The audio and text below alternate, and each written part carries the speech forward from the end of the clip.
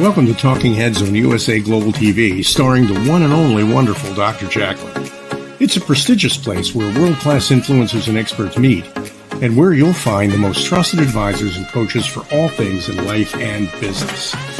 Visit usaglobaltv.com to sign up for our newsletter, get the value you need, and be first in line to learn about events and giveaways and other valuable content. Connect with us. Email Dr. Jacalyn at usaglobaltv.com to talk about how you can become part of USA Global TV. That's USA Global TV, where the doctor is always in. Hello, everyone, and welcome to USA Global TV and Radio. I'm Dr. Jacalyn Kerbeck. I am the president, founder, and chief listening officer here at our network. And our show today is Talking Heads. In the first of 6 episodes for this topic, I'm going to be discussing how to start your own business here in the United States. Disclaimer, I am not an attorney. I am not an accountant. I am someone who has their own businesses, who left the corporate world, and I'm going to give you tips that I have learned through my own experience. So there's the big disclaimer. So if you're thinking about starting your own business, good for you. It's extremely exciting. There's lots of highs, and of course, there's some lows, and there's always some key learning opportunities as opposed to straight out failures. But there are definitely things that we can learn. And a lot of it starts with our mindset and why it is that we want to start our own business. So whether you're in the corporate world, maybe you're retired, maybe you're a stay-at-home parent and you want to get back out there, what are some of the things to think about?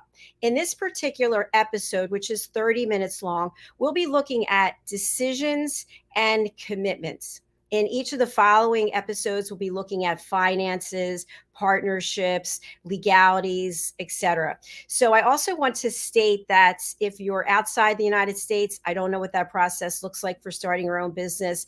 And also depending on which state you're in or where you're opening your business, each state has its different laws. So I can only speak to what I know through my experience.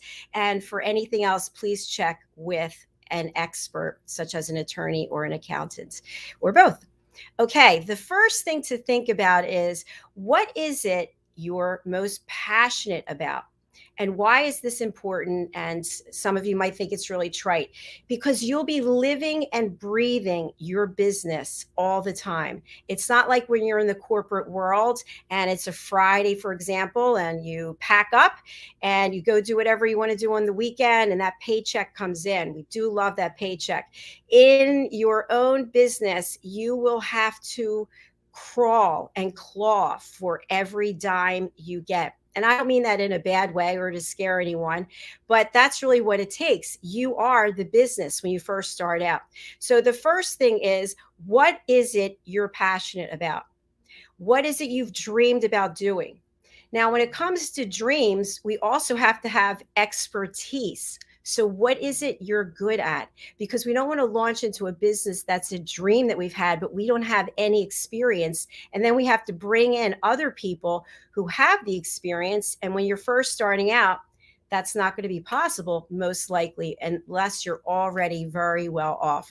So decision 1, what is it you're passionate about? Decision 2, how much time are you willing to commit to it? So, for example, when I was in the corporate world, I tried a number of different things as side gigs. And it was easy because I always had the paycheck coming in. So I dabble over here and I dabble over there. I've done a number of things. I've been in cosmetics, I've been in insurance, I've been in retail, I've been in private placements, real estate, you name it. And I've tried it because I'm very curious. I like to learn. And I'm also really interested in getting those gold stars where you take a course and then you get certified. So my point is that when you already have an income, it's a great time to try out some of these things that you're curious about, or even things that you might be passionate about, and see how you feel about doing them. Once you start off doing that, if you already have a job, you can pretty much assess, wow, this is something that I really love to do. So for example, I really loved being a makeup artist. I was a makeup artist on the side for just about 7 years, I think. But what I learned about it was that for my lifestyle, I didn't love it that much that I wanted to be standing for all of those hours in a store and dealing with the public on a one-to-one basis. I give people credit. If you deal with the public every day, that is a tough job. And standing for hours upon hours, that's a tough job. So I was glad that I had my corporate job because I figured, well, this was fun. It was kind of a hobby, but that's not where I'm really passionate. I have insurance licenses and real estate license, and I dabbled at that, and that didn't ring the bell either. So you want to be ready to commit yourself 7 days a week. And for a while, you'll be working week after week after week. And that brings up the third point. The third point is once you have that passion and once you've explored how much time you can spend, do the people in your life have any issues with you doing it? And why do I bring this up? If you're in a one-on-one relationship with someone, you live with them, you're involved with them, they're going to notice that you are not around. Let's just be honest, because you now have to put your time and your money into the business. So sometimes this can be the end of a relationship. So if you really care about that other person, family members, friends, whatever the case might be, you want to actually have a conversation to say, hey, I'm not really happy doing what I'm doing. I'm going to pursue this. So once you decide on that, you're able to make the commitment that you're going to spend the time. You have to be realistic.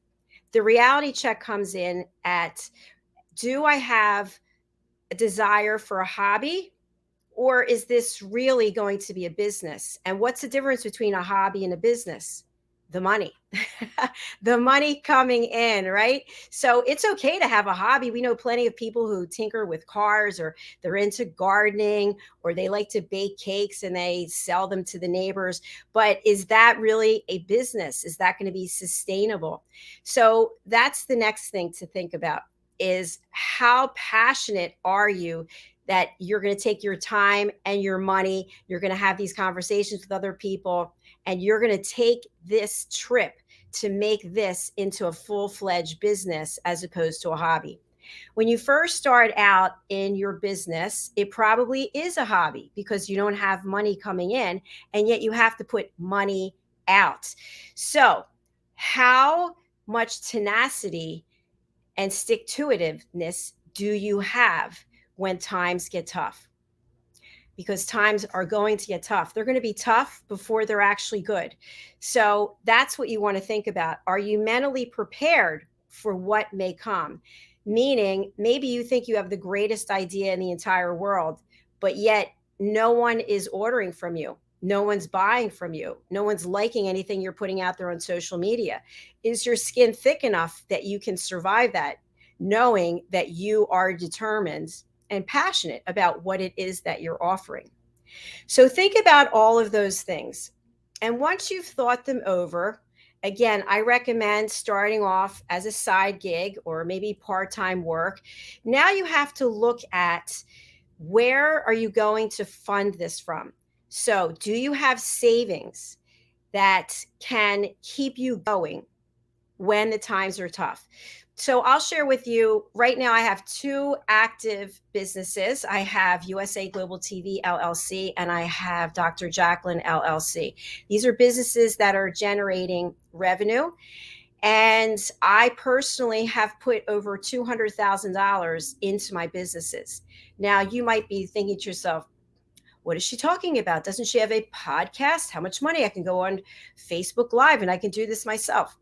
Yes, you can go on Facebook Live, but you don't have a live broadcasting network like I have. And it takes money. And the money was money that I had set aside. So I was comfortable. I never felt the least bit nervous. I knew I could draw from this money and that I was going to be okay. So when you think about where is the money coming from, also think about wherever it's coming from, is it going to impact anyone else? So is it going to impact your family members? Are you going to be borrowing money? Are you going to be mortgaging your home? How's that going to impact your spouse, your children, et cetera, et cetera. These are all things you have to think about, because not only do they impact you financially, but they impact you emotionally. And as new business owners, we are tested over and over again. So we want to make sure that we're coming from a place of strength. So if things start to go haywire, for example, during the pandemic, think about how many businesses went under and how many new businesses were started. How many people came up with brilliant ideas of things that we need because we're living and working in a new way. But at the same time, how many people had to close their doors as a result of that? So it's not just losing the money, it's those relationships, those connections, the clients that you've had. These are all things that you have to consider. Which brings me to the next point. The next point is, even though you're just beginning, you really need to have an exit strategy. And you're probably thinking, is she crazy? An exit strategy? I'm just getting on the board. You have to determine, before you actually have this thriving business, what do you want to do with this business? You just envision the business is a success, and what that looks like is different for each and every one of us. So start planning from the very beginning. How are you going to get out of this? Meaning, we're all going to die at some point, and maybe our plan is to have this business be a legacy that we're going to leave for our family or for a loved one. Or maybe we are building this business to sell it, or maybe we want to merge with another company. There's all kinds of thoughts about this. So I really ask you to think two things. Think about a strategic perspective as well as a tactical perspective. So the strategic perspective is, you're the eagle flying over your business. And what do you want to do with that business when you don't feel like doing it anymore, or you're not here anymore? What does that look like? The tactical piece of it is where we're working on our business. So some people like to think of it as working in the business or on the business. When we're in the business, this is where we're putting on multiple hats. We're marketing, we're PR, we're sales, we're operations, we're admin. We're doing all of those things ourselves. So think about the exit strategy at the same time that you're looking at the tactical pieces of it. So I know that's a lot. If anyone has any questions or comments that they want to put into the chat, please do. I'm happy to answer any of them. Once you've had these thoughts, conversations, and you're ready to move forward, you need a name. What are you going to name your business? Now, many of us will name it after ourselves or after a loved one or something in our family history. You need to start doing a search to see if that business name is out there. And if it's out there, it might be okay for you to still use that name, but you want to get it trademarked and registered. And if someone else has already done that, that's going to be a problem. So you need to have a search done, whether you do the search yourself or you hire an organization to do it. I actually hired LegalZoom, and I'm not a paid spokesperson, but if they want to send me a check, I'll take it. I've hired them for a number of things already. So I had them search on Dr. Jacalyn. That was the first company that I came up with. And I decided to start that company originally it was in Pennsylvania. And then I also filed in Delaware to operate it there and close down the Pennsylvania. But that's all for another lesson. So we'll save that part of it for then. So you're going to come up with a name. You're going to do the search for the name. Now, what is it you are offering? Think about it. You should be able to, if you're getting into that elevator, give your elevator pitch. Hi, I'm Dr. Jacalyn Kerbeck. I blah, blah, blah. So it needs to be very short and concise so that a child can understand what is it that you're offering. Even if it's technology or something very sophisticated, you want to be able to share with the masses what it is that you're offering, because you never know who your next client might be. So you come up with a name, you come up with whatever it is you're offering, and then you need to look at who is your market. Who is your audience? And this is where, as entrepreneurs, we get very tripped up. I did it myself. I made this mistake over and over again. Oh, I can be this for everyone. No, actually you can't, because not everybody is interested in what it is you have to offer. So how do I really scale down? And if you think of a funnel, put my ideas in the top of the funnel and have it come through. You need to do some research. You need to do some research on, as my friend Ren Olafin will say, Dr. Google. So you can use Google. There's many search engines. There's so much information that's available to determine different markets, who's out there already, who are your competitors, who are their target audiences, and who do you want to be your target audience. So are you looking to do something a little bit different with what you're offering than what's already out there? Okay, what is that you're offering? You need to be very clear and focused on your particular offering. So typically what I would suggest, I did this myself. I've worked with, I want to say 8 or 9 coaches and probably 5 or 6 mentors through my journey. I left corporate March the 6th of 2020, and I started Dr. Jacalyn LLC actually in 2019, doing life coaching, which is another story. I still do coaching. And then I started USA Global TV LLC last year. I think it was August of 2021. So while I had Dr. Jacalyn, I still have my corporate career. So I was doing some coaching on the side, but it wasn't my primary source of income. And I wasn't fully present or invested in it, if that makes sense. So come the pandemic, now I'm fully invested in both of my businesses. And that's a complete different story. I can't even tell you. I wake up in the morning and I cannot wait to get up here to my studio because I'm so excited, not just for the broadcasting, but all the creative things that I'm also putting out into the world. My writing, my books, my new song that's coming out, the newsletter that I just spent 8 hours on, the Global Post. I just cannot wait to get up here. And as a result, this is something else you want to think about.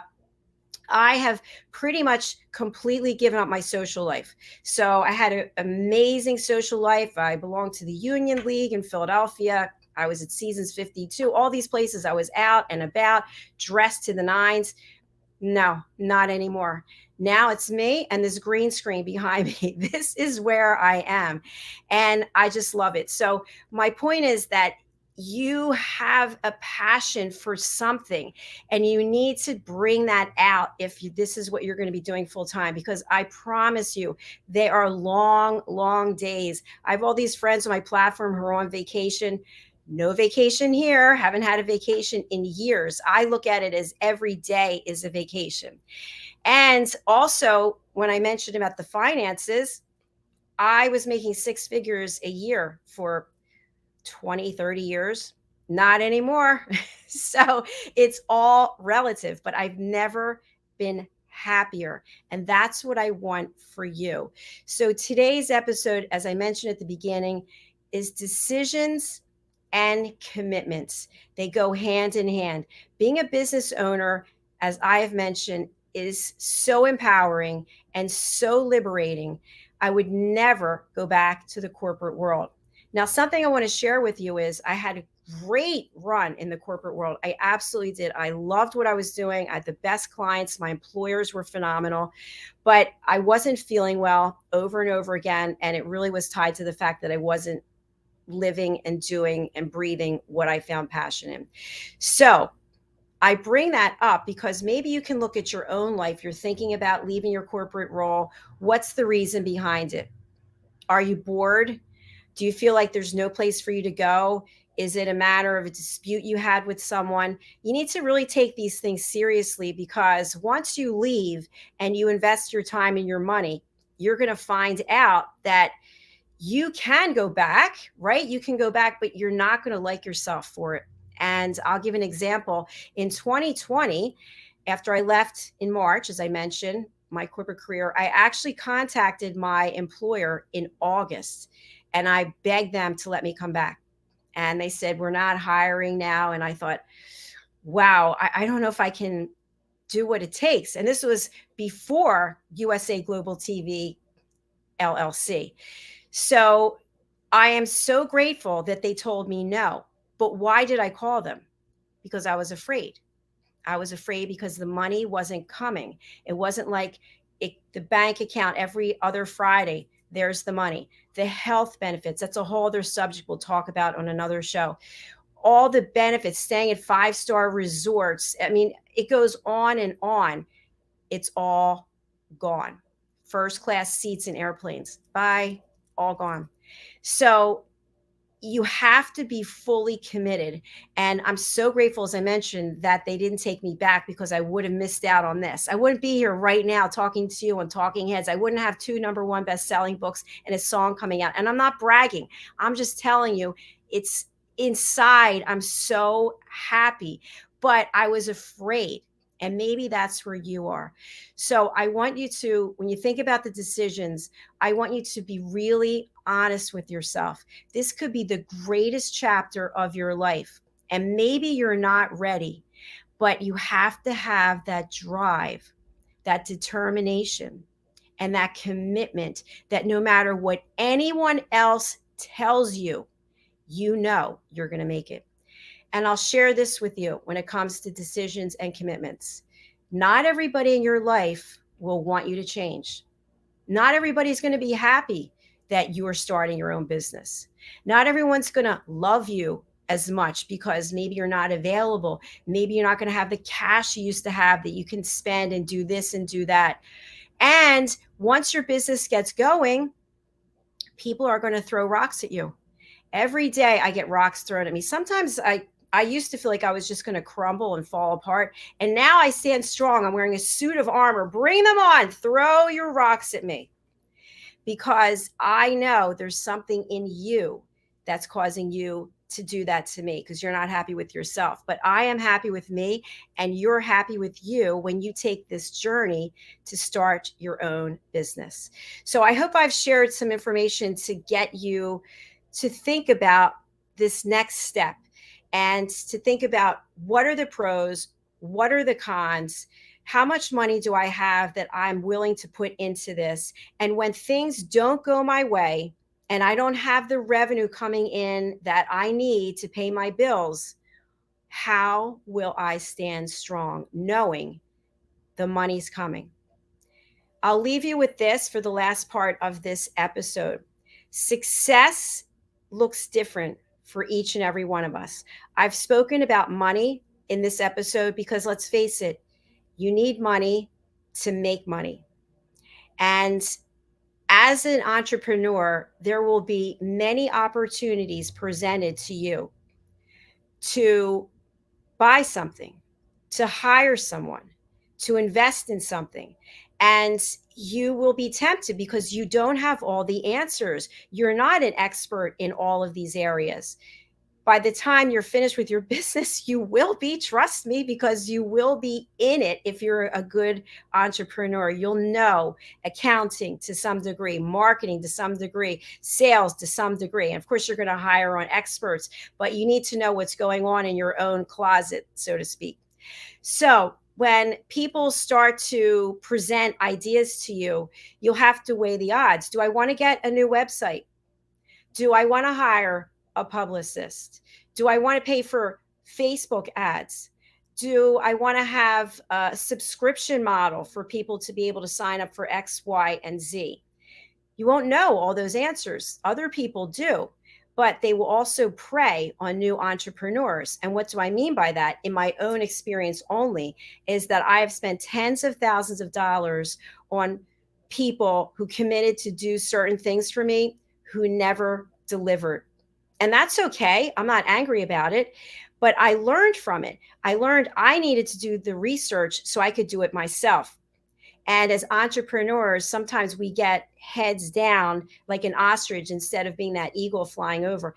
That's okay too. You need to know the ins and outs of your business so that you are not going to be taken advantage of by someone else. And then you can bring in other people whom you trust. You can start hiring people. Maybe it's contractors first, and then you start bringing in employees, and then you start to grow the business. But your passion, your dedication, and your commitment cannot waver. So please don't go into having a new business and thinking to yourself, well, I'm going to work a few hours here. I'm going to work a few hours there. I'm going to take off weekends.